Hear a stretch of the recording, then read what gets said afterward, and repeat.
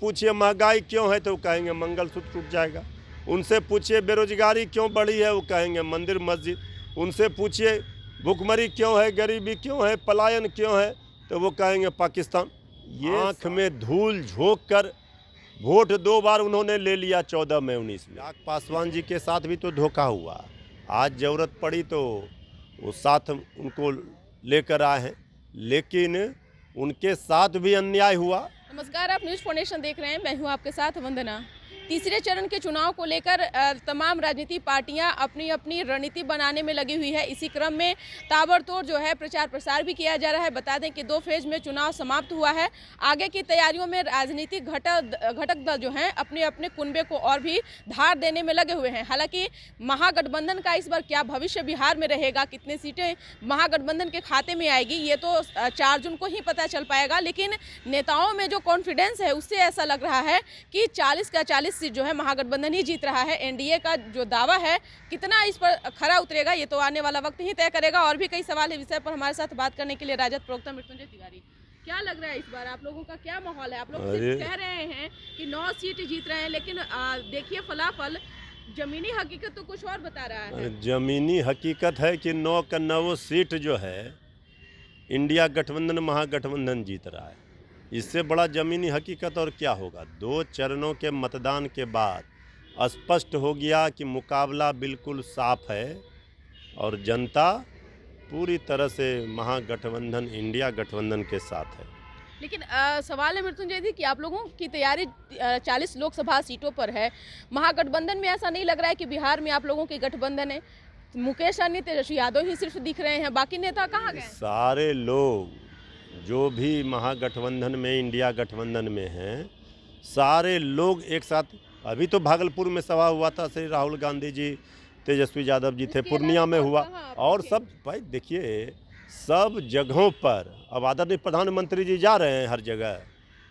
भाई सबका जब अकेले तेजस्वी यादव जी इन लोगों से निपटने के लिए सक्षम हैं और पिछले 2020 के चुनाव में लोगों ने देखा है तो जो नौकरी का वादा था, जो नौकरी की बात है, जो स्वास्थ्य चिकित्सा दवाई की बात, शिक्षा की बात, ये सारी बातों को लेकर तेजस्वी यादव जी जनता के पास जा रहे हैं। महंगाई का मुद्दा हो, पलायन का मुद्दा, ये जो 10 वर्षों में केंद्र की सरकार ने और 17 वर्षों में बिहार की सरकार ने काम क्या किया, ये बताना चाहिए। यही सवाल तेजस्वी यादव जी रोज़ पूछ रहे हैं, लेकिन कोई जवाब नहीं देंगे। उनसे पूछिए महंगाई क्यों है तो वो कहेंगे मंगलसूत्र टूट जाएगा। उनसे पूछिए बेरोजगारी क्यों बढ़ी है, वो कहेंगे मंदिर मस्जिद। उनसे पूछिए भूखमरी क्यों है, गरीबी क्यों है, पलायन क्यों है, तो वो कहेंगे पाकिस्तान। ये सारे चीज़ों को जनता समझ चुकी है और इस बार का मुकाबला बिल्कुल साफ है। अब कहीं कोई शक शुकवा नहीं है। जनता का मूड और मिजाज सब लोगों ने देख लिया है, सब लोग जान चुके हैं। लेकिन ये इस बार ऐसा देखा जा रहा है कि महागठबंधन हो या फिर इंडिया गठबंधन हो, वार प्रत्यावार का दौर जो है जारी है और सोशल मीडिया पर भी जो है ये जो सिलसिला है वह जारी है। लालू प्रसाद यादव के द्वारा भी ट्वीट किया गया, बीजेपी के द्वारा भी उसका जवाब दिया जा रहा है। देखिए हर तरह से इंडिया गठबंधन तेजस्वी यादव जी ने पूरी तरह से अपने गुगली में फंसा कर रखा है एनडीए को। और एनडीए के जो भी नेता हैं, चाहे दिल्ली से लेकर पटना तक, कोई भी सवाल का जवाब नहीं दे पा रहे हैं। आँख में धूल झोंक कर वोट 2 बार उन्होंने ले लिया 14 में 19 में। इस बार जनता से आँख मिलाने का हिम्मत नहीं जुटा पा रहे हैं एनडीए के लोग। क्या मुकाबला करेंगे? आरक्षण की बात सभी नेता करते हैं, लेकिन इन दिनों आरक्षण का मुद्दा जो है चिराग पासवान भी उठा रहे हैं और कह रहे हैं कि हम समाप्त नहीं होने देंगे। मुकेश सहनी का भी रहा, लेकिन बीच में मुकेश सहनी का आरक्षण का मुद्दा जो है अब दिखता नहीं है। देखिए ये कहने से सुनने से नहीं होगा। किसकी मंशा कैसी है, किसकी नीयत कैसी है, ये स्पष्ट हो चुका है। और कई बार इस बात को लेकर के आदरणीय लालू प्रसाद जी, श्री तेजस्वी यादव जी ने सवाल खड़े किए हैं और बीजेपी फंसी हुई है।